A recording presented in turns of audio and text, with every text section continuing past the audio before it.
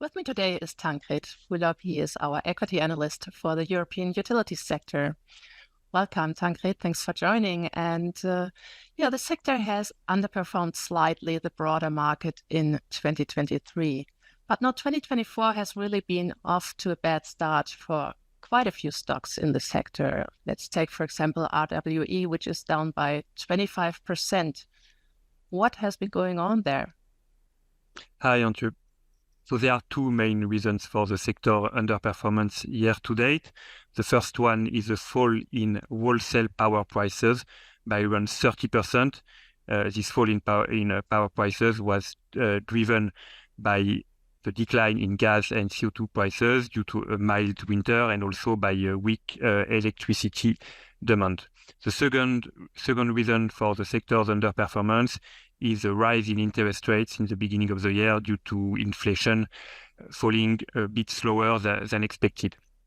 And for RWE, yes, it's one of the worst performers among European utilities because of its exposure to power prices that led the company to say late January that it will reach the lower end of its 2024 guidance. Now, there have been some changes in the German approach to new generation of power. The government introduced a capacity mechanism for new gas-fired power plants, and I'm just wondering, how will this benefit RWE?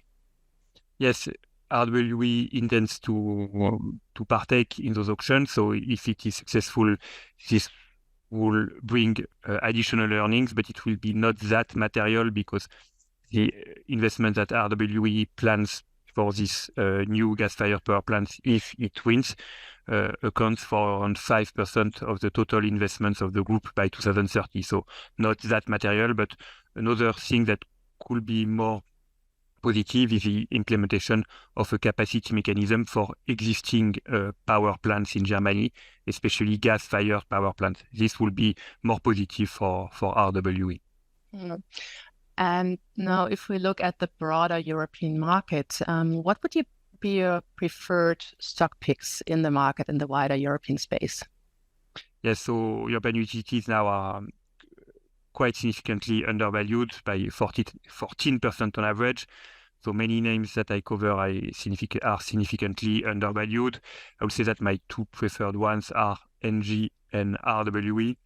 For both of them, the market has overestimated their sensitivity to power prices. This sensitivity is lower than in the past and will continue to go down thanks to the development of new renewable capacity that have little exposure to merchant power prices. Both companies are big renewables developers.